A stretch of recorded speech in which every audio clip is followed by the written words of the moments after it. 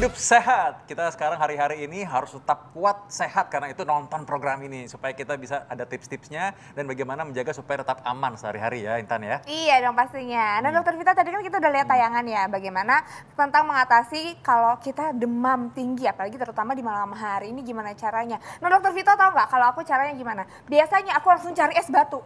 Terus es batu.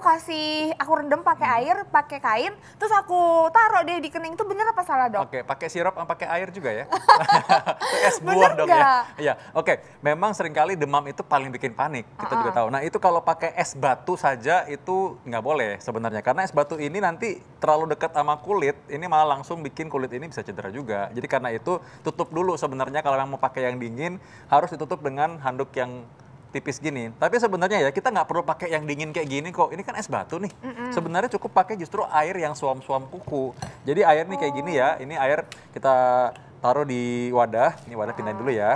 Nah ini taruh di wadah gini. Ya kira-kira nggak usah terlalu penuh amat ya. Lalu kita taruh sekain kecil tergantung ukuran jidat kita seberapa ya. Kalau jidatnya besar boleh lebih besar.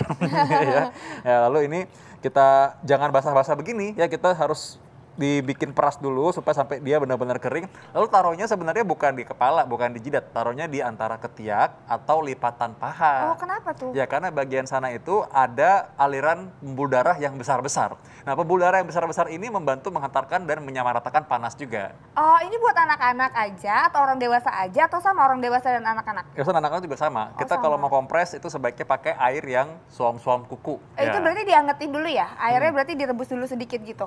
Iya, jadi airnya jangan banyak-banyak. Ya, jadi air biasa aja, nggak usah pakai es pack gini, nggak usah ya.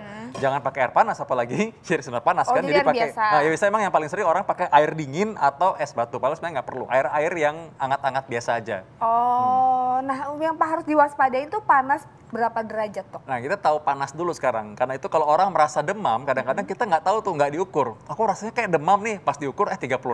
Ya berarti kan normal, ya kan. Nah memang kadang-kadang perasaan lemas, perasaan mau batuk, perasaan mau pilek, itu rasanya akhirnya udah rasa seperti itu kayak rasa meriang. Tapi kita perlu pengukurannya benar. Nah kita ada termometer kan, nanti kan ada termometer yang dipakai, apalagi untuk anak-anak nih. Jangan pakai termometer yang rai raksa. Justru pakai yang seperti ini nih, digital ya. Itu digital ya? Ya, digital. Jadi bisa kelihatan nih nanti, bisa kelihatan hasilnya langsung tertulis hasilnya berapa. Normalnya itu suhu 36,5 sampai 37,2 atau 37,5. Nah, kalau anak-anak tapi kalau bayi yang di bawah 3 bulan mesti hati-hati ya karena mereka 37 derajat aja sudah dihitung demam. Nah, kalau demamnya itu atau panasnya antara 37,5, 38, 38 itu kita bilang oh ini baru demam betulan. Kalau 37,6,7 itu kita bilang itu adalah demam subdemam ya, subfebris. Artinya hampir demam. Nah, hampir demam. Nah, kalau udah hampir demam itu harus udah dikompres? Boleh dikompres nggak apa-apa. Kompres itu kan tujuannya untuk menurunkan ya demamnya. Demam ini sebenarnya nggak terlalu takut ya. Demam itu sebenarnya adalah tanda bahwa tubuh kita lagi melawan. Kayak akhir ini kan kita tahu bahwa COVID-19 itu juga paling banyak 65-80% itu demam. Orang panas. Makanya kita kalau sekarang lagi jalan-jalan, Intan ngerasa nggak? Lagi jalan-jalan dikasih gitu ke orang-orang waktu masuk. Ditembak kan? Ya karena itu adalah screening yang pertama. Ya karena demam itu kan yang paling sering kan keluhannya. Oke, nah tapi tuh misalnya nih kayak kita pertama kali ngerasa demam. Itu berarti tindakan yang pertama kali kita harus lakuin itu cek suhu dulu? Pastikan dulu demam apa enggak. Dulu. Ya. Tapi di luar itu kalau memang rasa nggak sehat, memang istirahat kan. Tapi memang kita jangan paksa untuk beraktivitas. Kalau Anda memang harus kantor ya Anda sebaiknya di rumah saja. Apalagi zaman sekarang ini kan. Nah Anda kan harus tahu bahwa kalau kita keluar siapa tahu kita ternyata membawa virus yang kita nggak mau nanti melakukan orang lain. Jadi protokol kesehatan harus diingat. Ya tetap pakai masker, ingat. Kalau bisa nggak usah bertemu orang lain dulu, di rumah aja. Ya bilang aja sama bosnya atau mungkin sama teman kita, hari ini nggak masuk dulu ya. Karena saya kayak rasa nggak enak badan nih gitu. Nah terus kalau ini kan malam hari nih dokter ya. Ini berarti kan biasanya kalau pakai kayak minyak-minyak kayu putih atau minyak-minyakan yang lainnya itu ngerasa kayak lebih apa ya, lebih nyaman gitu. Itu boleh nggak sih di air rendamannya dicampur sama minyak-minyakan itu? Boleh aja, tapi kan nggak selalu perlu langsung ditaruh di dalam air rendaman ini. Kita boleh pakai kok minyak kayu putih untuk kita membuat merasa nyaman kan, nggak apa-apa. Ya yang ingat obat anak-anak kadang-kadang orang tuh salah pakai alkohol. Alkohol dikasih karena kan rasanya dingin ya. Iya, itu nggak boleh ya? Nggak boleh, kan nanti bisa bikin cedera pada kulit anak juga. Apalagi kalau kena bagian mata atau mungkin bahkan tertelan, wah itu lebih bahaya lagi. Nah kalau habis itu boleh kasih minum air putih nggak sih? Terus atau ada perlu obat atau gimana? Intan pinter banget ya. Kayaknya udah ini ya, hidup sehat banget kayaknya ya. Iya Pasti dong, udah sering nih. berapa tahun udah jadi dokter di sini. Sama dong kayak pemirsa hidup sehat semua di sini pada pinter-pinter pasti. Nah, bener, kita harus ingat bahwa hidrasi atau minum air itu penting sekali karena tubuh kita mempunyai sistem sendiri untuk bisa menahan supaya panas nggak sampai melukai kita sendiri. Jadi air yang sedang-sedang saja itu cukup. Oh, Benar, air suhu normal ya. ya? Pastikan tidak sampai dehidrasi. Biarkan tubuh kita minum, ya lalu misalkan kita tahu bahwa kita kalau buang air itu juga bagus. Ya. Oke. Nah aku biasanya kan kalau misalnya malam-malam demam nih, terutama malam, terus kayaknya menggigil, terus mulut rasanya nggak enak, pahit ya rasanya, terus dikasih sama mama teh manis anget, itu bener nggak sih? Itu bagus banget. Karena apa? Ketika kita sedang sakit, tubuh kita berjuang melawan penyakit. Kan sistem kekebalan tubuh juga butuh makanan. Makanan apa? Glukosa. Glukosa yang paling mudah dicerna adalah gula yang berasal dari es teh manis tersebut. Kan gula pasir, gula batu itu kan gula yang kita bilang, oh jangan terlalu banyak gula, nanti takut kegemukan. Tapi kalau lagi sakit, justru kita butuh energi yang instan. Jadi karena itu butuh diberikan kayak gitu malah lebih segar untuk menambah energi. Oke. Nah terus tipsnya berarti apa nih Dokter Vito nih?